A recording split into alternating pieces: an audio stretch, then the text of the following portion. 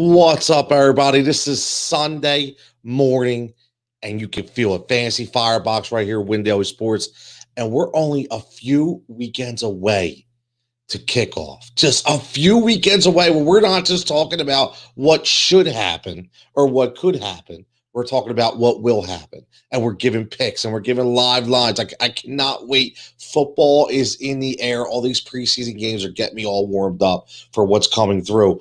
Good morning. What's up, Adam? As always, me and Adam up late last night watching WWE SummerSlam, the return of Brock Lesnar, the return of Becky Lynch, but that's a topic for another day. What a great show. Had me up late. Jumped on Sirius last night with the Win Daily boys. Talked a lot of different things. Got a lot of different perspectives. My boy Jason, my boy Sia. A lot of guys checking in.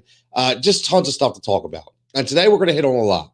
So yesterday, like you guys all know, yesterday was baseball day. Yesterday we had a very, very profitable day yesterday. So I hope everybody got some picks in, picked some guys. You know, we talked about it, right?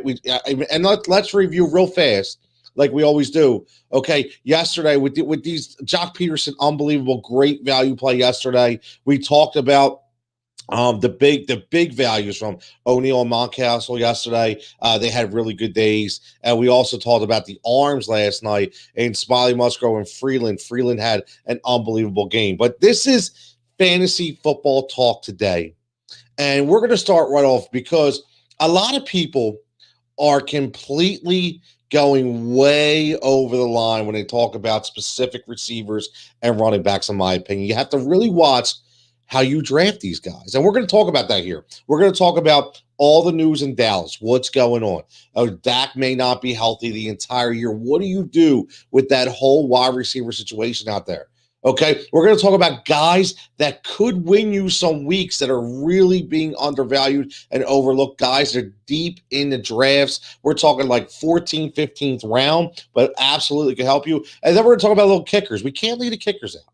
Right, we got to give kickers a little love. Now, I'm not saying we're going to go overboard with the kickers, but I think it's a very intriguing topic because I think people reach for kickers a lot more than they should, especially early, which is crazy to me. I don't know who would want to draft a kicker early, but guys do it all the time.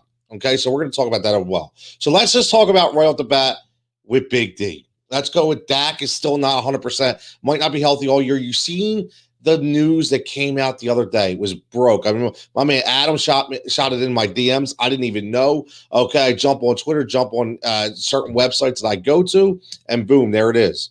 Right on Win Daily, talking about Dak Prescott. What do you do? So a lot of things. Yeah.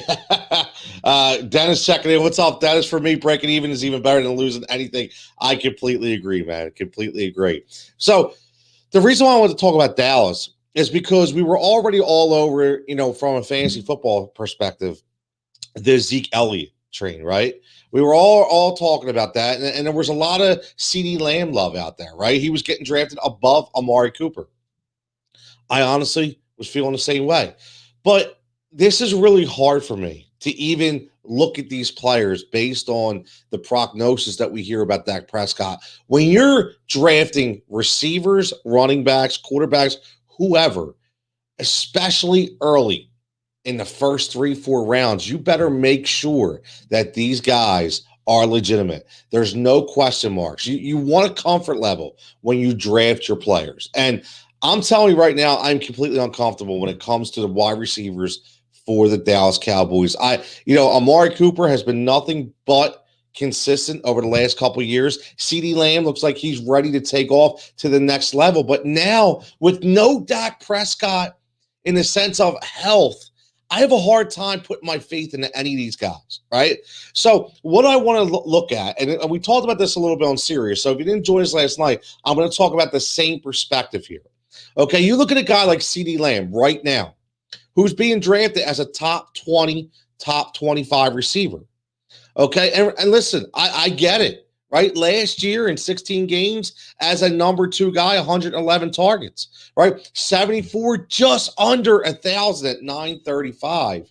Okay, he had a really good breakout year, especially if you consider that he played without Dak Prescott for most of the year. So you can at least give him that 20% plus production on those numbers as long as Dak Prescott is there again, right? So I know he did it without Dak last year, but it's a little different this year. So people are expecting him to be a top-notch receiver. Last year, they were not. So this was complete value. Now you need consistent production. And I'm not sure if I'm willing to go this route, especially because I look at the guys that are being drafted above and beyond. Okay, not to talk about Buzz Lightyear here, okay, because that's a little Buzz Lightyear reference. But you gotta really be careful. You gotta be careful because I want to look at who's above and beyond. Okay, so when we're talking about CD Lamb, I'm looking at specifically in mock drafts all over guys like Terry McLaurin, Adam Thielen, Tyler Lockett. I'm talking at guys after Odell Beckham Jr., Chris Godwin. Okay, Brandon Cooks. I'll take any one of those guys over CD Lamb just based on comfortability. That's what I'm talking about. I would much rather draft a guy who I know is going to start off the season at a comfort level that's going to get me the targets I need. That's going to get me the rev share when it comes to, passing attempts, when it comes to snap potential. I want that guy. CD Lamb, I can't trust right now, and I can't trust Amari Cooper. So I would much rather take the hit, even if it's 3 points a week. I think I can pick that up. And that's what I think everybody has to understand. We're talking about just a point of possibly 27 to 30 points difference in the entire year, an entire fantasy football year. Okay, if you break that down into 14 weeks, a regular season, or 13, depending on what your fantasy football playoff structure is, you're talking about 2.5 to 3 points a week. So why would you go all in on CD Lamb when listen, even with a healthy Zach, okay, even with a healthy Dak, right now that CD Lamb is not going to be a top 5 fantasy wide receiver. Okay, so why are you stressing so much over that guy when you can quite possibly get a guy like Brandon Cooks or Adam Thielen that not only will make up that 3 points per week, but essentially will probably finish with better numbers than CD Lamb, and it'll make you feel comfortable. That's the biggest thing. It'll make you feel comfortable. Derek checking in said, had the 12th pick in yesterday's PPR league, got Adams and Diggs with my first two. Damn, Derek, what league is this? Because I got to get in this. You got Adam. See, I love this. And I love this. This is why I love the comment. Keep the comments coming, man. Keep this going. We have some tremendous people in this. My man Toby checking in. We got to get this. We got to get this going, man. We got to get everything flowing. So, Derek, you are doing exactly what I love with those two picks. We talked about this yesterday on Sirius, and the whole thing was if you take those first 5 running backs, after that, I think everything's a reach, right? And what I mean by that is I think essentially you probably have 4 or 5 to 6 to 7 guys that are probably all in the same mold, that are all willing to give you a little bit of each, okay? Why not go with the huge value in wide receivers and take guys that are going to ball out? Now, I gave this stat, and I'm going to give it again, just so everybody not listening, just for everybody who may not have been listening the other day. I'm going to give it again today. And I'm giving you some secrets here. Now, this is free. No, I'm just kidding. No, but seriously, here's some secrets right here. If you look at 2020, okay, you look at the receivers, and you look at the way they finished, and you look at the running backs, and we're specifically talking about running backs number 4 to 15, or I'm sorry, 4 to 19. This is what we're looking at, okay? 4 to 19, receivers and running backs. So for running backs, their numbers finished 235 to 194. 194 being the lowest. That's total points for the entire year in fantasy, okay? Receivers, 4 through 19. 253, 225. That's a 50-point difference from the number 19th player in that tier. Why the hell are you reaching for running backs at that spot where obviously the numbers are predicated on PPR production at the receiver position? You can get a guy later at the running back position when you're talking about, after those top five. I'm sorry, you really can. So that's the way I draft. I'm telling you right now, I am all in on wide receiver value.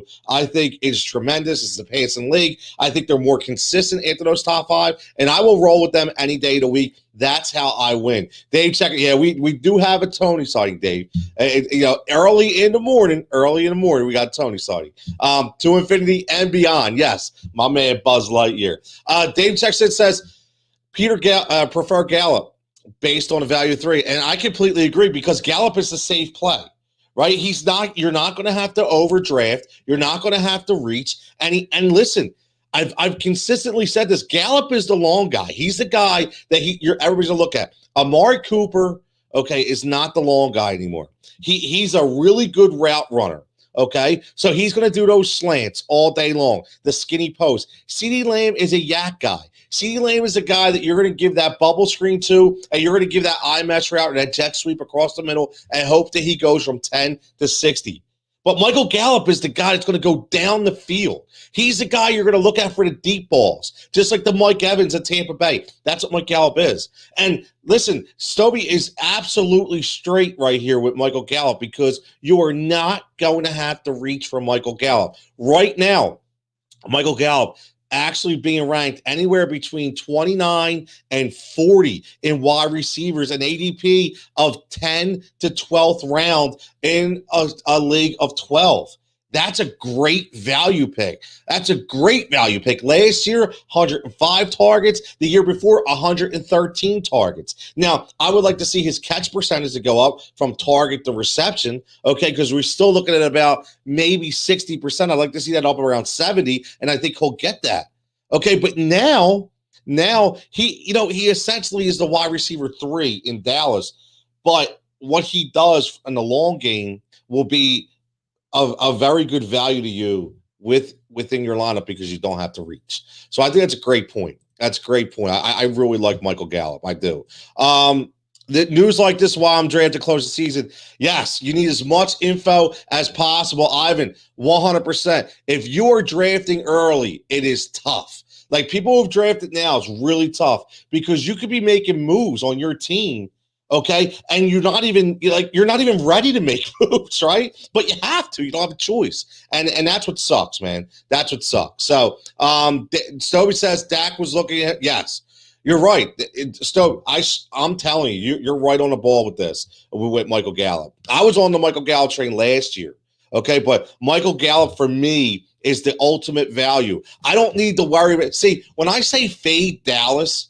Okay, receivers, I'm talking about the big 2. And I'm talking about CeeDee Lamb and Amari Cooper because you're going to have to draft these guys very high. You're going to have to pass up a lot of different people in order to get the guy that you want that may not produce. Michael Gallup is a safe, low-risk, high-reward kind of pick, especially between 25 and 35. I'll tell you what, there's not many people I would rather have instead of Michael Gallup. Even whether Dak's there or not, doesn't matter. Michael Gallup is going to get his. Adam checks in, says, Tyler Lockett, absolutely. Lockett or Cooks, better than Lamb absolutely right now. I'm 100%.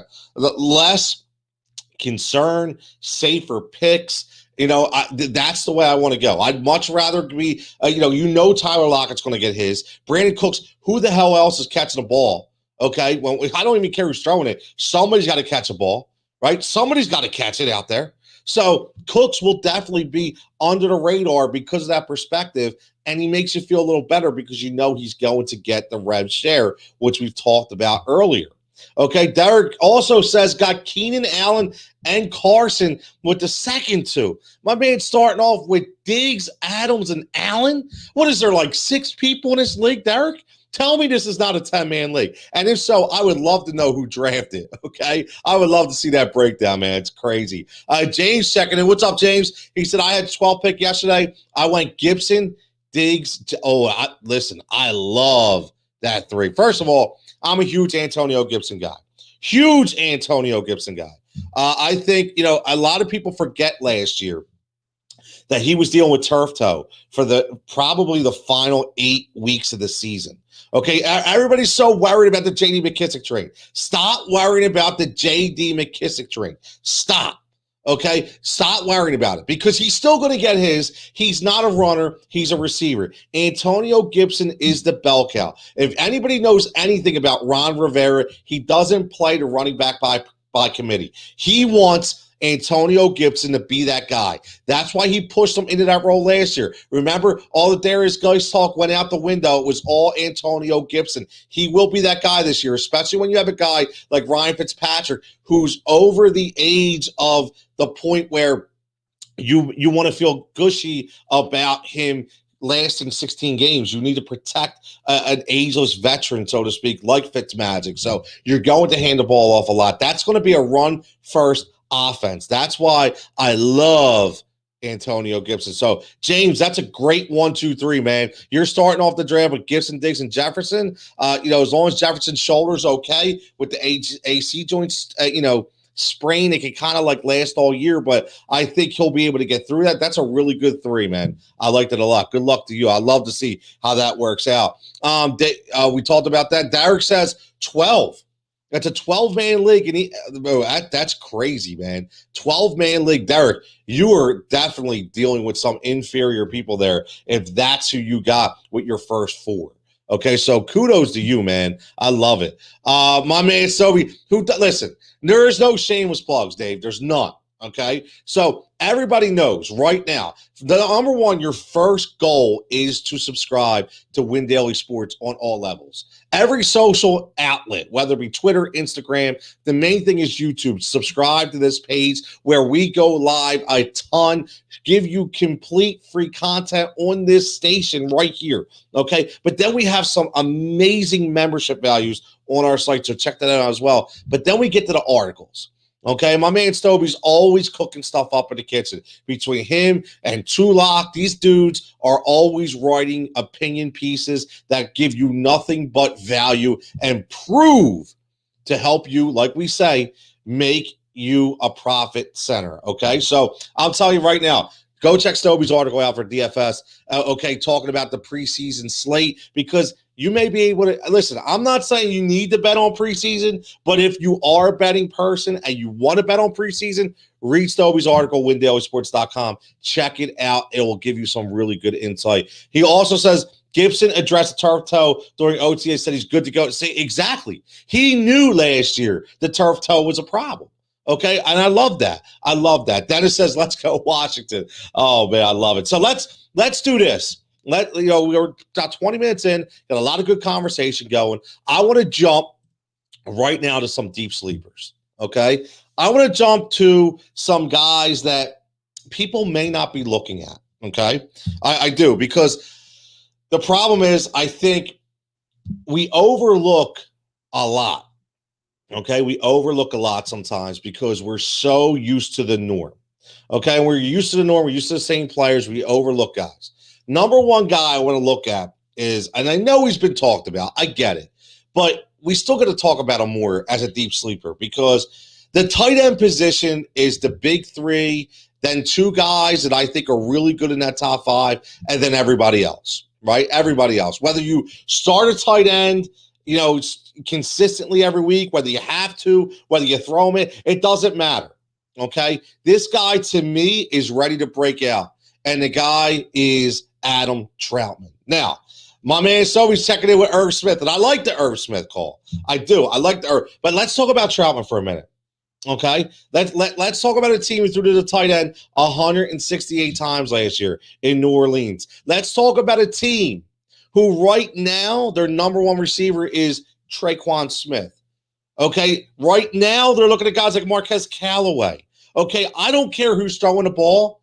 All I know is tight end is going to be their friend. If you have not seen the physique of Adam Troutman, he is ready to barrel some people over. So I love Adam Troutman as a deep sleeper. Okay, and we stick to the whole tight end perspective. I love Cole Comet in Chicago. Okay, I think this year, especially if it's Fields, okay, especially if it's Fields, specifically because Justin Fields is going to want to throw to the tight end. Okay, he's just going to want to throw to the tight end. And listen, no disrespect to Jimmy Graham, but you're not it anymore, dude. Adam Troutman is the guy. Okay, and Adam Troutman. I'm sorry, Cole Comet is the guy, in my opinion. Okay, he is the up and coming. Okay, you're going to see it. He's going to offer value. Nobody's looking at him. Adam Troutman's another guy. I think he's going to give you tremendous value from the tight end position. And I know everybody's jumping on the Irv Smith train, and I love it, right? And we know why, right? Last year, here's the thing. Last year, people forget, like, Irv Smith was a DFS monster in the right perspective, right? But what I will say is if you just look at weeks 14, 15, 16, and 17, right? You're talking about 20 targets from the tight end. Now, it's 4 games. So you're talking about 5 targets a game. Okay? There is no more Kyle Rudolph, right? So Irv Smith is essentially the number one guy. The number one guy. So this is going to be Kirk Cousins' go-to guy when guys like Adam Thielen and Justin Jefferson are being covered. Okay? When guys like Dalvin Cook come out of the backfield on that swing route, and all of a sudden Irv Smith breaks free. So I could definitely see Irv Smith really being a guy to look at. I love it. I do. I love it. Cole Comet. Absolutely, man. Cole Comet, man. I love it. Yeah, it is early, man. It is early. When it's early on Sunday morning, sometimes I'm all over the place, but my energy is what it is. And he's lining up on the outside a bunch also. Yeah, that's the thing. These guys that we mentioned, not necessarily Troutman. Troutman's going to be more of a, 10 to 20 yard guy. But we're talking about Cole Comet and Irv Smith. These are guys that, kind of have that hybrid factor. You see Darren Waller out there in Las Vegas, and George Kittle lining up, Travis Kelce, obviously those big 3. You're going to see it in Kyle Pitts as well, lining up as wide receivers. And I think these 2 guys in Comet and Irv Smith can absolutely do that as well. So I think that's something that we have to look at and take that in perspective. Now, Adam second says, you think Dallas Goedert would be a number 1 tight end? I think he has the potential, Adam, to be a number 1 tight end. I just don't know what that offense is going to look like in Philadelphia.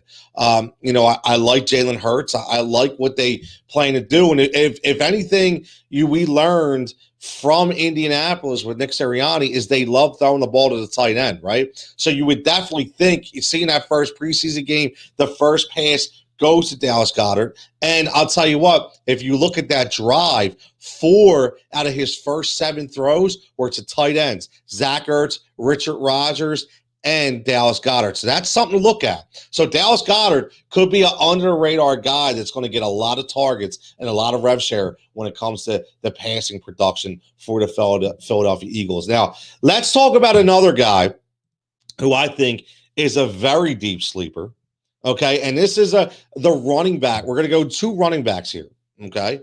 2 running backs here. Number 1, okay, we're going to go is Giovanni Bernard.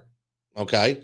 Now, for everybody says anything, Giovanni Bernard showed what he could do in Cincinnati, right? When given the opportunity. Now, he goes to Tampa Bay, and I get it. Everybody's on the Leonard Fournette train. Everybody's on the Ronald Jones train. Listen, I get it. No problem. All I'm saying is these are deep sleepers, guys you can get really, really late. Remember what Tom Brady loved to do in New England. Okay. He loved him some Kevin Falk. He loved him some James White. Guys that were going to get 60, 70, 80 targets in an offense where he wanted a running back who had hands. Leonard Fournette is not that guy. Ronald Jones is not that guy. I fully believe that Giovanni Bernard will weasel his way into that passing game. Okay, get the trust of Tom Brady. And we all know who rules that team on the offensive side of the ball. It's Tom Brady. So if Tom Brady wants Giovanni Bernard, who is more elusive than both of those guys, who has the better hands out of all three, Giovanni Bernard is going to play. And listen, always remember, just because you don't start doesn't mean you can't add value in fantasy. Kevin Folk was not a starter, but he still gave you added value in fantasy, right? People forget that. He still gave you added value in fantasy. Okay, so that's why I like Giovanni Bernard. Listen, this guy is not a secret, okay, when it comes to the passing game. Okay, last year in 16 games, 59 targets. The year before, 43, 48, 60, 51, 66, 59, 71. He's averaging about 60, okay, in a backup style role. Now he goes in and he's listed as a running back 3, but I'm telling you now, you've seen what happened last year. They were very indecisive on who they wanted to give the ball to. Nobody knew to start Ronald Jones or Leonard Fournette. Now, obviously, Fournette finished the season strong, but in the beginning, nobody knew, and that was because Tom Brady needed to find his way. Tom Brady needed to find who he wanted to hand the ball off to, but most importantly, who he wants to pass the ball to. And that guy, in my opinion, is going to be Giovanni Bernard. I'm just saying it's a deep sleeper. Okay, a deep sleeper. Again, this does not hurt you. You're talking about a guy that you can get anywhere between probably 13th, 14th round. Nobody's looking at him. Just take a flyer on the guy. Take a flyer, and when he starts catching 4 to 5 balls a game, and all of a sudden he becomes your James White, just send me a tweet, man. Say, yo, Jigsaw, you were right. Nah, I'm just kidding. But nah, all kidding aside, I fully believe that Giovanni Bernard will definitely have a role carved out in this offense. And I'm telling you right now, he quite possibly could be that kind of guy that could win you some weeks. Okay? Honestly, he could be. He could be that bye week fill-in that could definitely win you some weeks. So just keep an eye out for my man. Okay? Just keep an eye out for my man. Now, the other running back that I want to talk about is in Chicago. And I know he's been talked about before. Okay, but listen, Damien Williams to me, soon as Tariq Cohen came out with the news that he may not be ready, his rehab is not progressing, all that means right now, okay, is that he's not going to be 100%, even if he does come back. Okay, so that should be enough for you to consider now your handcuff for David Montgomery, who's dealing with an injury himself, is a guy who opted out last year in Kansas City, did not play, is going to be fresh, and looks very good. Looks very good in the preseason. So another guy you can get very, very late. Another guy is going to be a run-first style of offense. Another guy that could get some production maybe halfway through the season to the point where he needs to be in your lineup every now and then. Okay, so again, deep sleeper. You never know what's going to happen. That's why we call them deep.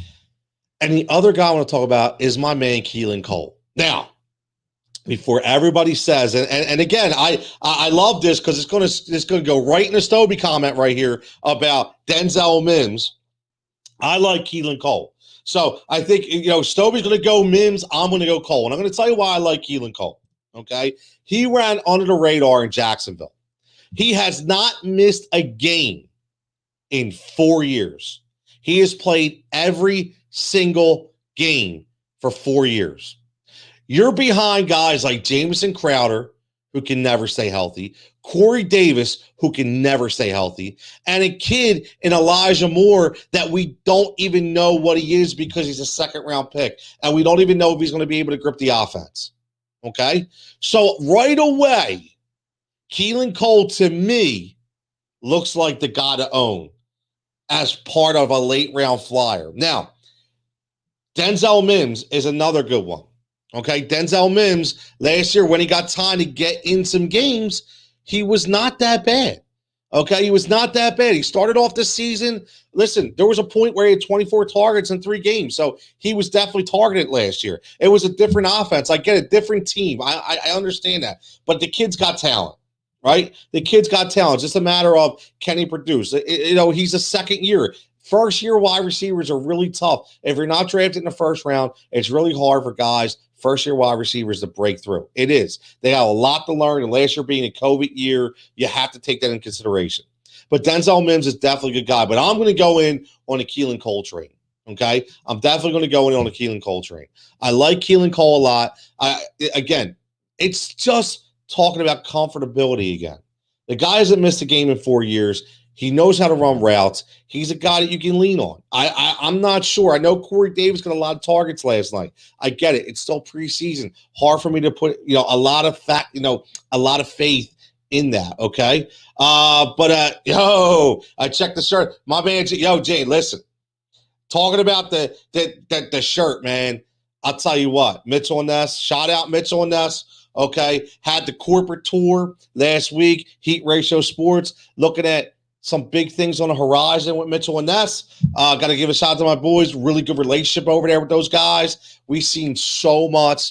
The Allen Iverson rooms, the Kobe Bryant murals. It's unbelievable. Can't wait to go back down there again. Maybe do some shows live on location as well. So keep an eye out, man. I do the fantasy stuff right here, James, Win Daily Sports, but check us out at Heat Ratio Sports as well, where we talk all sports from a different perspective, whether it be local Philly, whether it be national, we're all over the map. So, and again, as always, Mitchell and Ness, check them out. They are my dudes down there. Look at Mark. Checking in, Mark. You know I had to rep it, right, Mark? You got to rep it. I have you got to rep it. Absolutely. Sobe says, Cole, yeah, listen, Dave, I think we both are in agreement of the same thing. The Jets are going to be behind all season. They're going to be a team that throws the ball a lot. And why not own a couple receivers that you can get late, right? Whether it be Mims, whether it be Cole, both these guys are going to prove to be worthy of a low-risk, high-reward pick. So why not? And that's where we go. So let's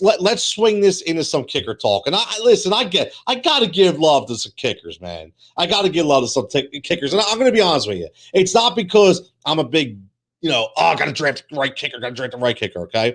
But the thing that I want to bring about kickers is a lot of people reach on kickers, and I don't know why. I don't know why. I'm going to give you a stat, and this is why you should not reach on kickers. Everybody is going to have a good kicker. Remember that. If you're in a 10-man league, everybody is going to have a good kicker, okay? And I'm being honest with you. Check this stat out. So last year, okay, we finished last year, 10 of the top 20 finished with a 90% or higher accuracy rate. If you're in a 10-man league, that means 10 kickers are gold, right? That's what that means. 10 out of 20, 90% accuracy rate, okay? And 8 of those 10 had 40 plus or more. 40 or more, 40 plus. What an oxymoron that is. But 40 plus extra points made. So essentially what I'm trying to say is you don't need to reach for a kicker. But if you do want to reach for a kicker, okay, I'm going to give you 3 that I should say, if you don't want to reach for a kicker, which you shouldn't reach for a kicker, that's my advice today. I'm going to give you 3 guys that I think you need to look at, okay? Daniel Carlson from Las Vegas, okay? 6 points last year was his lowest game. His lowest game all year was 6 points. So when we look at kickers, that's what I'm looking at.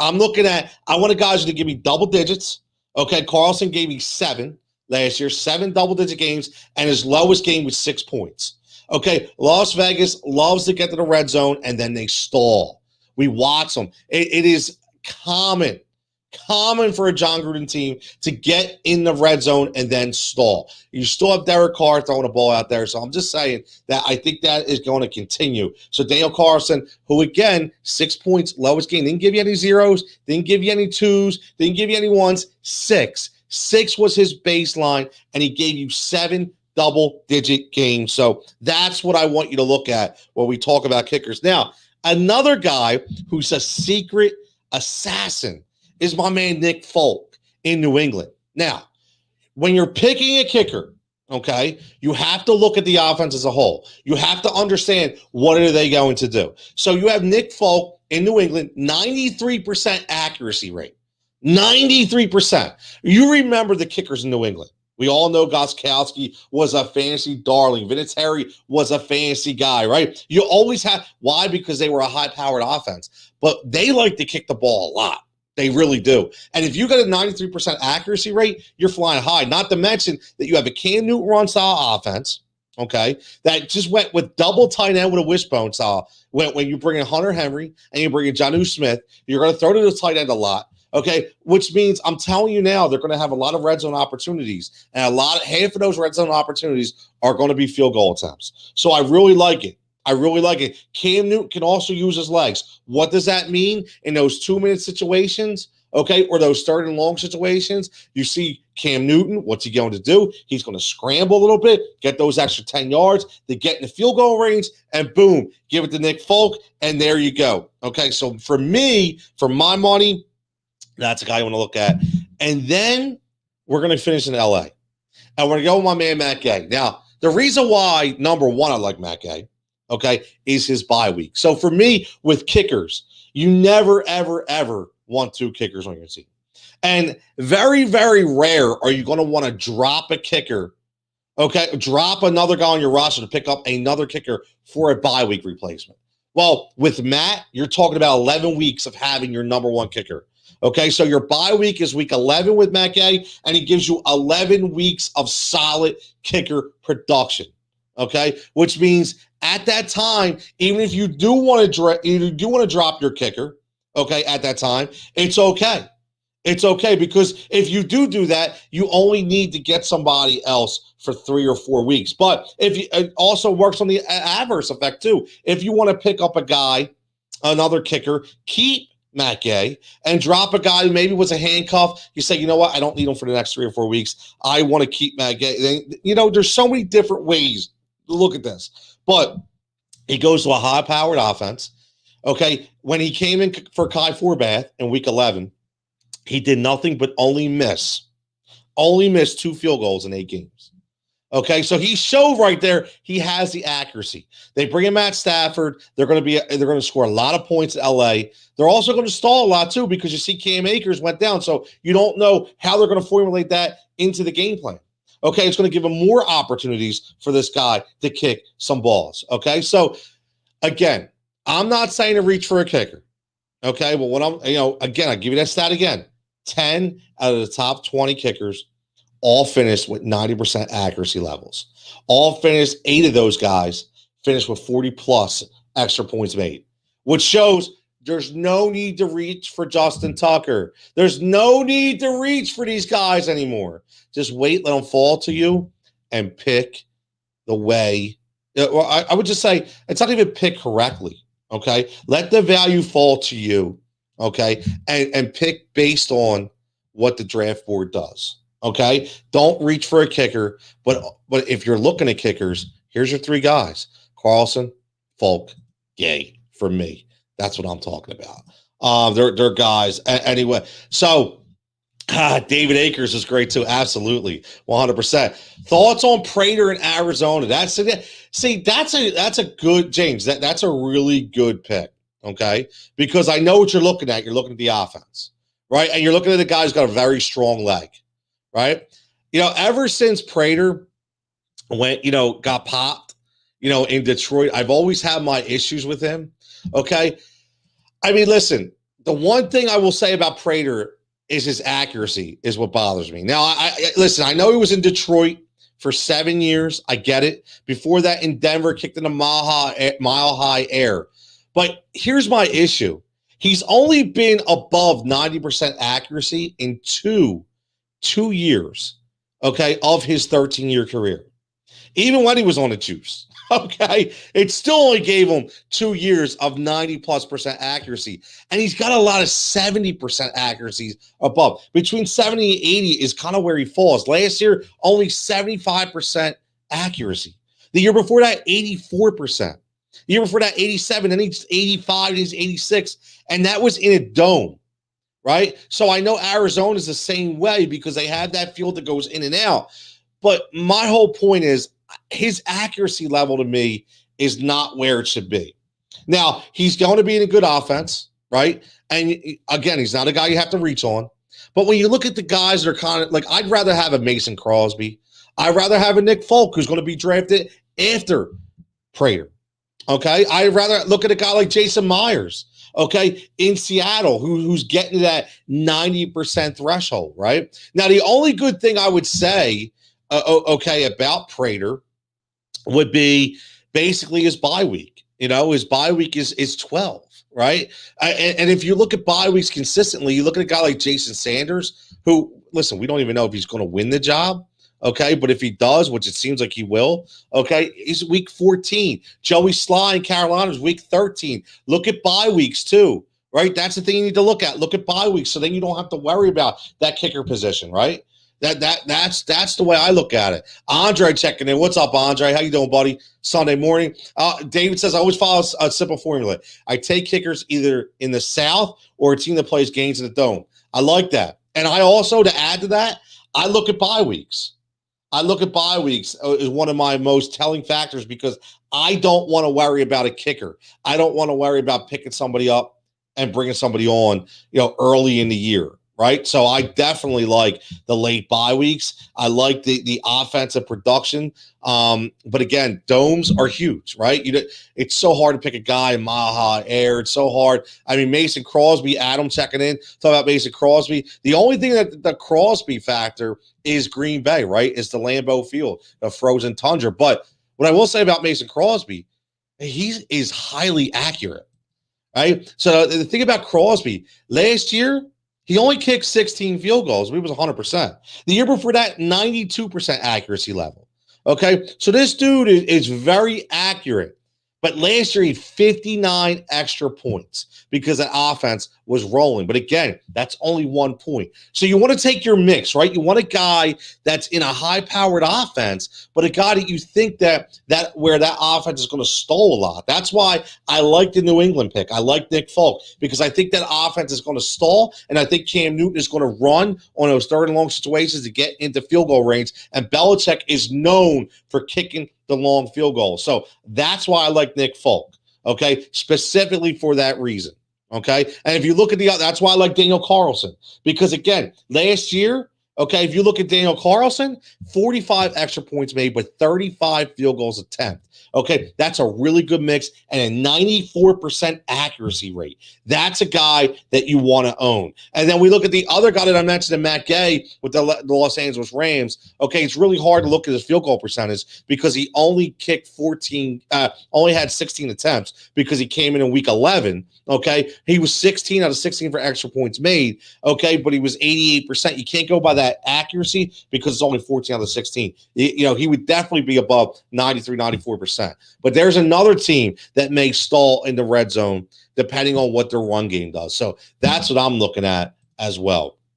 So Adam, that makes Crosby very, very accurate kicker. But look, we're almost done here. 45 minutes in. I try to stick to 40-45. It's been a tremendous show. Okay, again, talked about some deep sleepers, talked about some Dallas Cowboys, talked about some really deep kicker analysis, which you are not going to get anywhere but here. I can tell you that, right? But again, man, follow us at Win Daily Sports on all social formats. Make sure you subscribe to the YouTube page. Okay, make sure you're locked in every Saturday and Sunday right here at 9:15 a.m. for the Fantasy Firebox. On Saturdays right now, we are doing Major League Baseball DFS. On Sundays, we are doing NFL Talk.